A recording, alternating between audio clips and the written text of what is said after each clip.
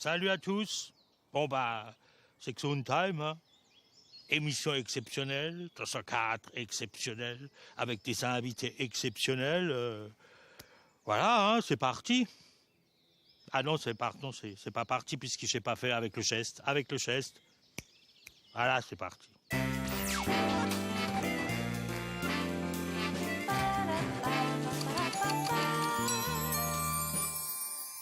Salut zusammen, herzlich willkommen. Ja, es ist eine außergewöhnliche Sendung heute. Ihr habt es schon gesehen, Schleumeyer hat sie eingeleitet. Ausnahmsweise. Wir feiern nämlich den 200. Gesundheim. Wir sind hier am Rand vom Unter- und Oberelsass, aber im Oberelsass in Aubure, im Domaine des Hauts de Ribeauvillé, wo uns empfängt für die außergewöhnliche Sendung. Und für 200 habe ich gedacht, machen wir einmal ganz Mannschaft als Gast. Und also fangen wir an mit dem, wo normalerweise die Sendung einleitet. Das ist der Hervé.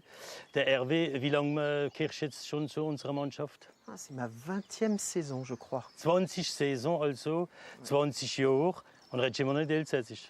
Je comprends. Mais si je devais parler en alsacien, je devrais parler en barinois. Et franchement, en tant que orinois, ça m'écorcherait la langue de le faire. Ja, dann ist unser Oberländer. Wir haben immer Oberländer dabei. Nicht? Was gefällt dir besonders an dieser Sendung momentan, an dieser heitischen Formel? Gesundheim. Ce qui me plaît bien dans Gesundheim, c'est de découvrir l'Alsace toutes les semaines. C'est vrai que c'est une région dont je ne me lasse pas. Alors je ne sais pas si j'ai une mémoire de poisson rouge, mais à chaque fois qu'on va dans un coin, je me dis « Ah, j'ai jamais vu ça ». Et puis rencontrer les gens aussi, parce que d'abord les gens ont la gentillesse de nous accueillir, de nous ouvrir leurs portes, de nous montrer une tranche de vie. Et c'est à nous en fait d'être fidèles en montrant exactement qui ils sont. Et c'est pas forcément évident comme ça d'aller chez les gens, de les interviewer. C'est quelque chose que j'adore. Des gens que je rencontrerai peut-être pas dans la vie de tous les jours. Ça me plaît énormément et je ne m'en lasse pas. Gerade Wort noch, der Kaktus jede Woche. Alors, le cactus, ce que j'aime, c'est que j'ai l'opportunité d'écrire. Il y a peu de gens qui le savent peut-être parce que vous écrivez énormément de sketchs, mais le cactus, c'est mon cactus à moi. Et ça, je prends mon pied à écrire le portrait de l'invité. Parfois des gens qui ne sont pas du tout connus, alors je dois trouver des informations où je fais référence à l'actualité. Et merci de me faire confiance pour ce genre de choses, parce que c'est pas évident non plus. Der Kaktus ist heute ausnahmsweise auch nicht wie gewöhnlich. Ich kriege dafür ein Geranium, aber das ist erst noch her. Zuerst haben wir Madame Blanche und Monsieur Schwarz. Die sind auch gar nicht wie gewöhnlich. Madame Schwarz, ich hab den Eindruck, er schien mir ein bisschen bleichig. Es liegt borsten an der Sonne. Habe ich vielleicht nicht eine Sonnenkette da? Ich nehm's an.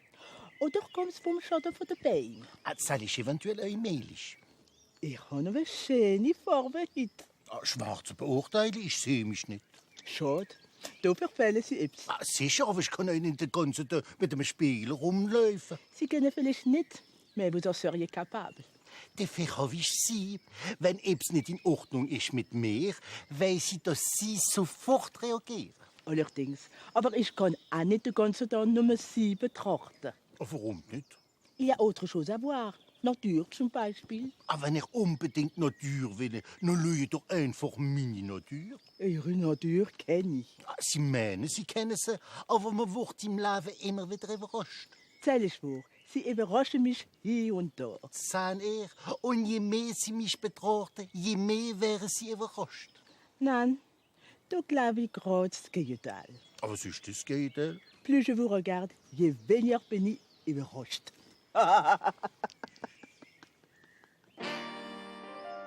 Ja, je mehr man das sieht, je weniger ist man überrascht oder je mehr ist man überrascht, je nachdem. Das ist also der Monsieur Blanc gewesen. Normalerweise ist der Monsieur Schwarz, aber heute ist er ausnahmsweise der Monsieur Blanc. Jean-Philippe Pierre, haben alle erkannt. Jean-Philippe, der richtige Monsieur Schwarz, also, der heisst übrigens mit dem Vornamen. Benoît. Zuerst war Monsieur Benoît in Poppenflot, noch gemacht haben, früher. Aber der Monsieur Schwarz existiert. Das ist jemand, der nicht weit wohnt, wo ich wohne. Ich habe es einmal nicht mehr vorhin gesagt. Das ist der Monsieur Schwarz. Ich habe gesagt, ja, das ist er. Ach, Gleichstum auf jeden Fall. Jetzt natürlich machst du nicht nur den Monsieur Schwarz. Du bist auch jeden Tag eigentlich an der Radio, France Bleu Alsace, alle Morgen. Du machst so kleine Chronik über Politik. Ja, 20 vor Ort, en direkt. Ich stehe auf, alle Morgen um 6 auf der Politik. Ja, enfin, im Elsass, uniquement lokal. Und nicht ganz gern. Ich mache Stimmen und so und rede surtout de Politik. Ja. Und das schreibst du dann selber? Ja, Ich bin sehr froh, ich schrieb immer mehr und das bin ich sehr froh, das zu machen. Man hat dich jahrelang gesehen in der Revue von der Choucroute, aber das ist schon vor längeren Jahren. Jetzt die letzten Jahre redest du als Solist auf oder redest du mit einem anderen Partner auf? Manchmal Solist und viel mit dem Jean-Marie Arus, wie in Kolmerisch, wie Ida Mort und Berry. Und mit dem mache ich ein Spektakel und schreibe für ihn. Und mit einem Trio qui s'appelle Les Pas Possibles. Voilà. Also das ist deine Haupttätigkeit. Ja. Viel Radio, 5 Jahre jetzt, aber auch Bühnen. Die können mich hinstellen, wenn sie wollen. Ich bin frei. Also das ist eine gute Gelegenheit. Das ist eine gute Gelegenheit, für zu sagen, dass der Jean-Philippe Pierre auch ein Schauspieler ist, wo man sonst sehen kann. Merci vielmals, Jean-Philippe. Normalerweise machen wir heute wieder mit Leçon d'Alsacien, Mamsell, Mamsell. Aber heute ist alles anders als wie sonst. Es ist also okay, Mademoiselle, Mamsell, aber heute Damoiseau, Damoiseau.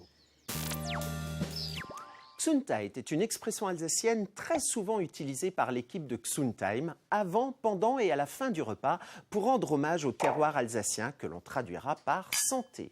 Dans mon immersion alsacienne pour apprendre le dialecte, j'ai souvent la chance d'être gratifié par Christian Hahn quand je passe incidemment devant une caméra du fameux Verschwind, qui traduit en bon français veut dire disparaît, mais qui sur un tournage veut plutôt dire casse-toi.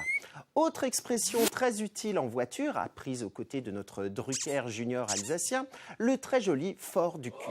J'avais d'abord compris que forte du cul signifiait forte du postérieur, mais pas du tout. Fort du cul se traduit par roule-toi vache, l'équivalent d'un avance idiot, si je veux rester poli, adressé à un automobiliste peu disposé à nous laisser passer. J'aimerais bien vous apprendre d'autres expressions alsaciennes qui ont enrichi mon dialecte, mais je crains de me voir couper la parole par un très radical Holzmühl, tais-toi, voire pire encore, Holzgauche, et donc je préfère lui laisser la place et vous dire à la semaine prochaine. Und das nächste Mal kommt natürlich wieder die Mamsell, Mamsell. Wir sind immer hier in Aubure, im Domaine Léo de Ribeauvillé, wo uns empfangen in einem wunderbaren Rahmen hier. Es sind Hiesle in den Bäumen, es sind wunderbare Chalets. Sie empfangen uns für die außergewöhnliche Sendung 200. Geburtstag. Und jetzt kommen wir an, ich hätte fast gesagt, an das Digital. Nein, ich will sagen, an die Mannschaft, an die Technik. Und zwar an die, ohne denen wir natürlich nicht existieren. Und jetzt habe ich den Elst choisiert, ich habe nicht alle können nehmen. Wir haben den Elst genommen, denn er ist der Erste, der in die Retraite geht, normalerweise, Benoit. Das ist aber noch nicht ganz so wie, das ist unser Benoit Vetter. Er ist von Bische am Berry und er ist Kameramann, wie man so schön auf Elsässisch sagt. Benoit, wie lange bist du schon in dem Televisionsgeschäft? Im Ganzen 36 Jahre lang. 36 Jahre.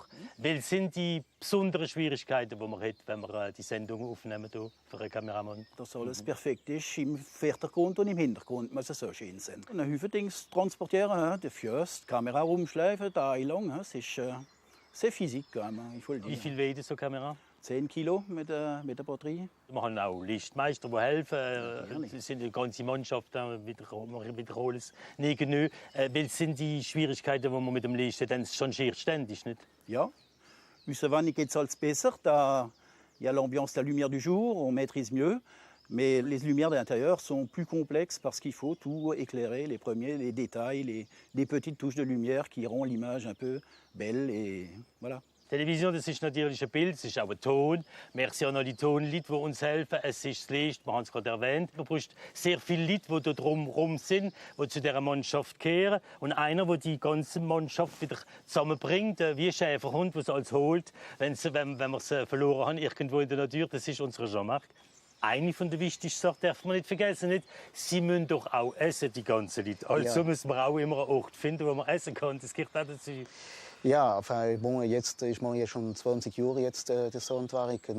Forcément hat man kein gutes Restaurant. Und wir reden uns unter uns. Und wenn man ein gutes Restaurant hat, geht der Kumpel und sagt, ich bin der gesehen, du isst mir gut und so. Und es ist wirklich gut. Es ist wie in der Armee, wenn die Leute gut haben, es ist klar, dann läuft das wirklich gut. Das ist einfach. Ja. Und es muss immer Wasser auf dem Plateau sein, das gehört auch dazu. Ja, jetzt kein Weihwasser. Kein Weihwasser, richtiges Wasser.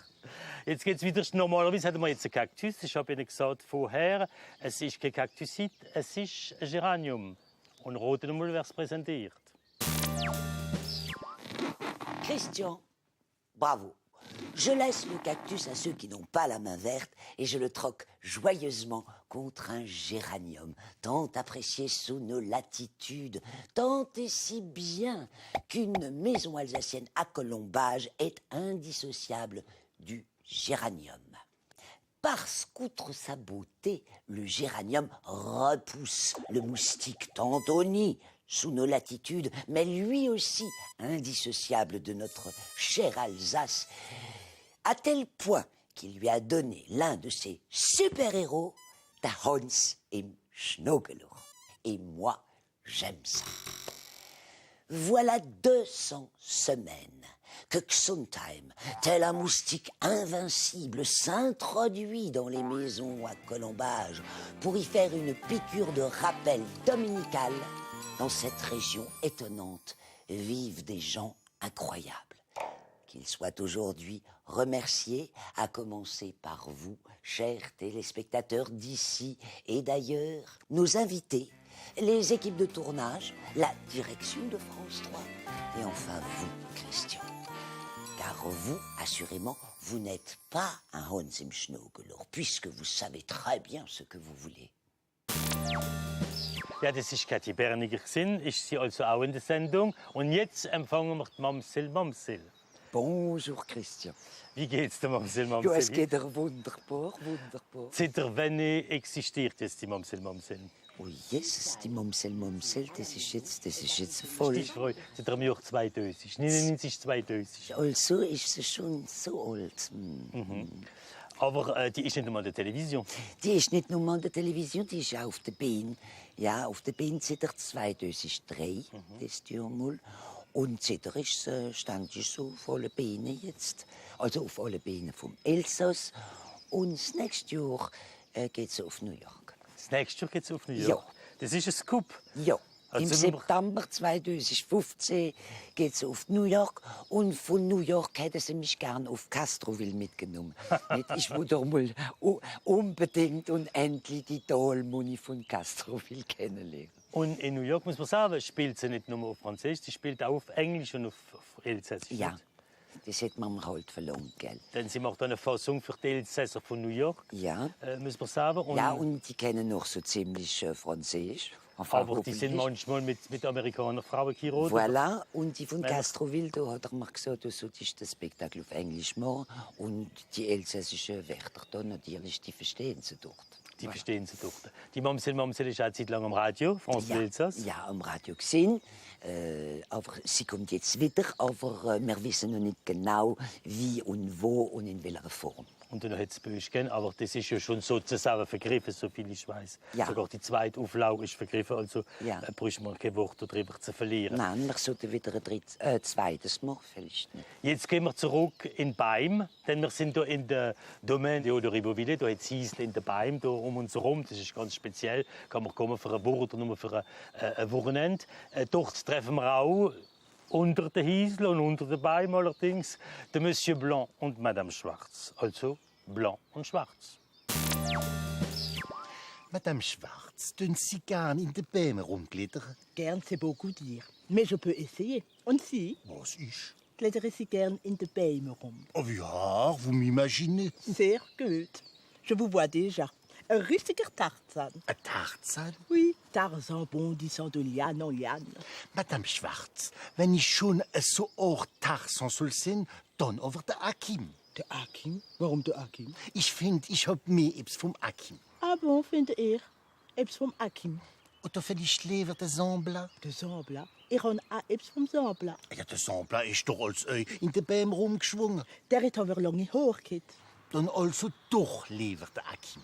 Ich weiß nicht, ob ihr etwas von Akim habt, aber ich habe etwas. Gell, Sie sahen's Ei? Plus je vous regarde, plus vous me faites penser à quelqu'un. Ah, der Akim? Der Akim oder der Sambla? Nein, nicht der Akim und nicht der Zambla. Ah, wer denn nun? Ça y est, j'ai trouvé. Roberto Blanco. Ich habe etwas von Roberto Blanco. Der Roberto Blanco. Und sie ist da, unsere Madame Blanche. Richtig, das heißt Nadine Sadi. Ich muss gleich sagen, die Madame Blanche redet perfekt Elsässisch. Ja, ein bisschen. Ja, ich kann Elsässisch reden. Ja, ja. Aber die Nadine Sadi, wenn ihr nicht. Ein bisschen weniger, Ein nicht bisschen flüssig. Nicht so fließend. Ja. Flüssig ist, wenn das Wasser Ah, läuft. nicht. Fließend ist, wenn man fließend, fluently sagen so auf Englisch. Seit wann existiert die Madame Blanche?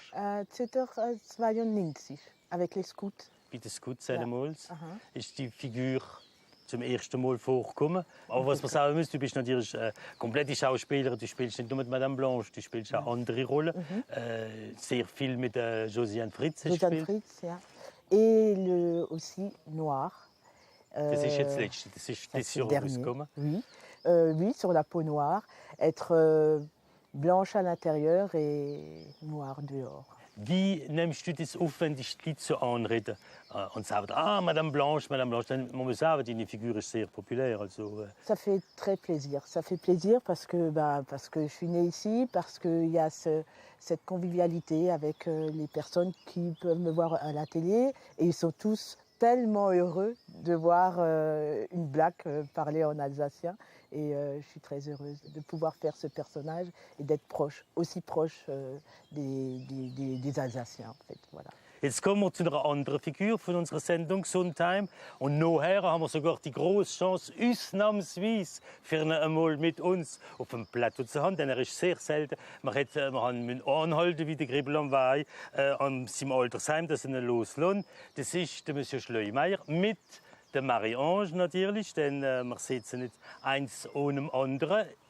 Für die 200. Sendung «Sondheim» ist es natürlich noch einmal speziell. Schleumeier. Monsieur Schleumeier, haben Sie Probleme mit Ihrer Stimme heute? Was für ein Problem meinen Sie? Ich weiß nicht, aber ich finde, Ihre Stimme ist anders heute. Finden Sie? Ja, ich weiß auch nicht genau, aber etwas stimmt nicht mit der Stimme. Gell, sie ist zu hoch. Nein, zu tief. Zu tief? Ja, zu tief. Sie sind doch immer so Bariton gewesen. Bariton Martin, wenn's beliebt. Ja, so schöner Bariton Martin. Eine richtige Mozart-Stimme. Ja, das bin ich immer noch. Nein, jetzt sind Sie Boss. Boss? Boss. Ich bin doch kein Boss. Doch, Boss. Oder dann wenigstens Baritonbass. Baritonbass, warum nicht? Nur kennt ich vielleicht den Sarastro singen fürs Pfarreifest. Sie singen das Sarastro im Pfarreifest?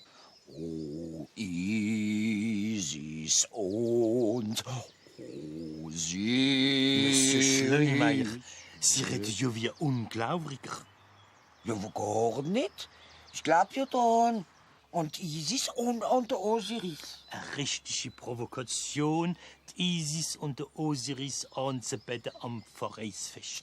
Das ist doch gar keine Provokation.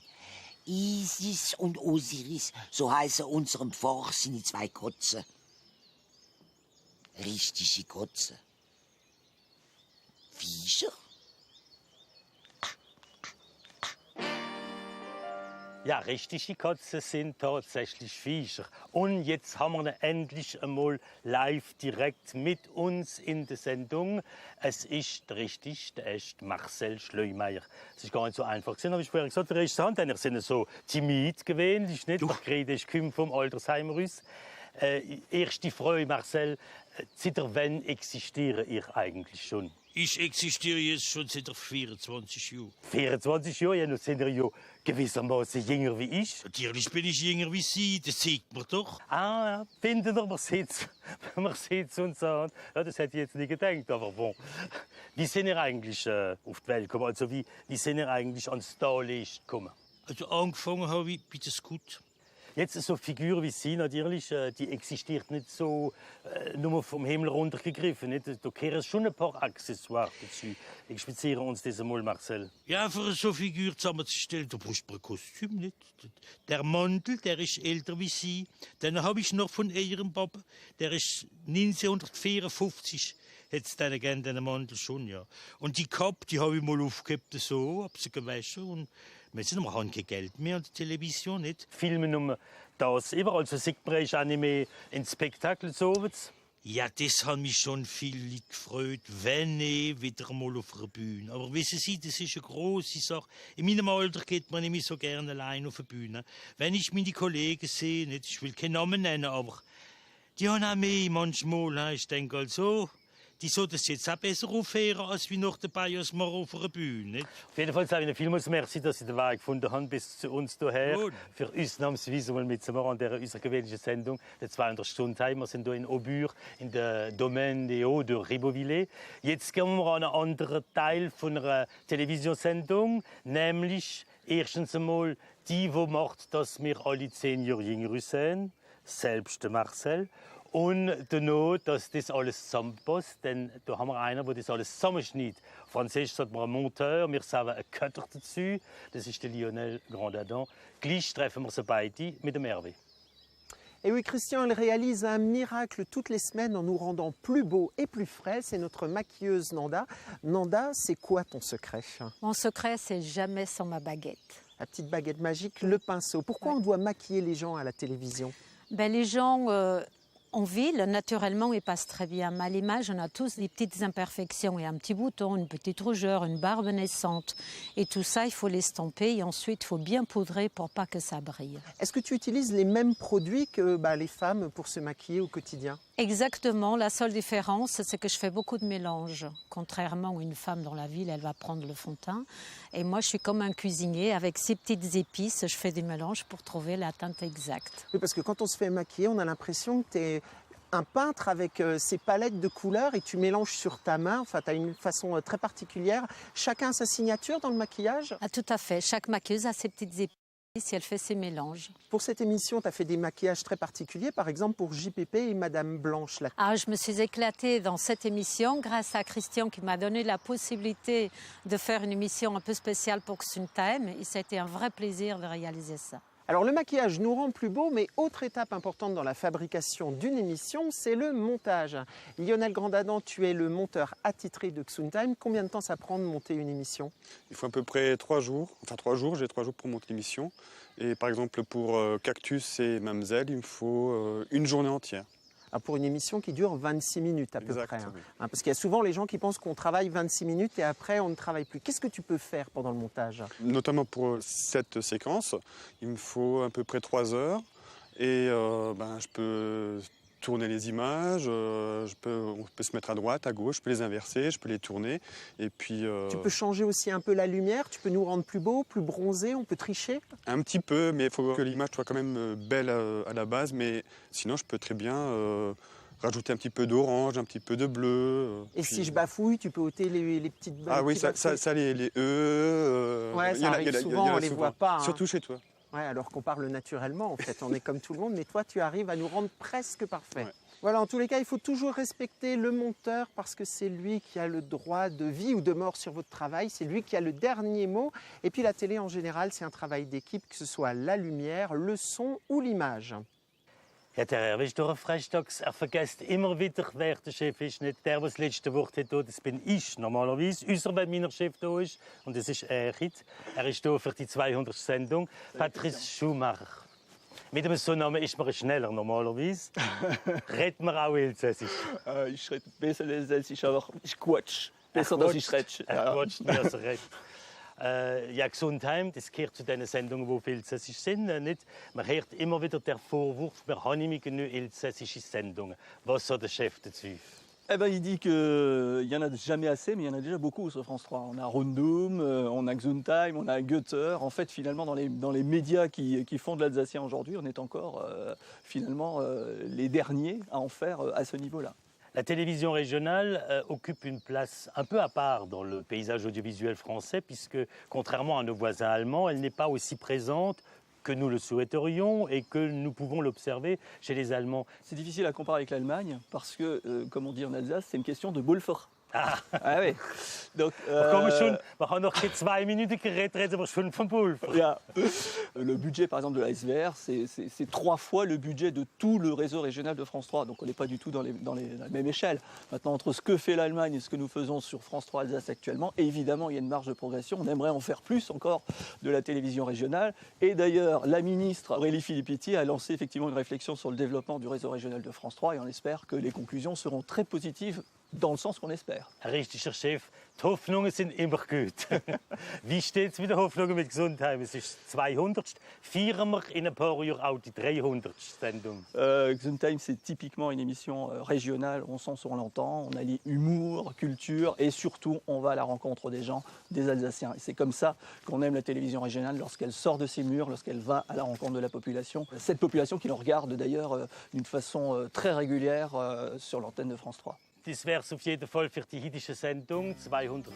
Gesundheim. Nächste Woche geht es wieder normal weiter mit unseren normalen Mitarbeitern. Bis dahin alles Gute ist. Und zum Schluss von dieser Sendung, merci Savin, alle denen, die uns begleiten. Joris, Jorin, es ist nicht immer so einfach, manchmal sind wir gut empfangen, angenehm, unter wunderbaren Bedingungen, so wie sie der Fall ist. Manchmal ist es ein bisschen schwieriger, es kann mal reihen, es kann mal schlossen, es kann mal schneien, aber das gehört auch dazu. Die ganze Mannschaft, die uns begleitet, Joris, Jorin, soll hier von Herzen bedankt sein. Wir treffen uns am nächsten Sonntag wieder für eine weitere Sendung. Alles Gute bis dahin, Göder, salut zusammen.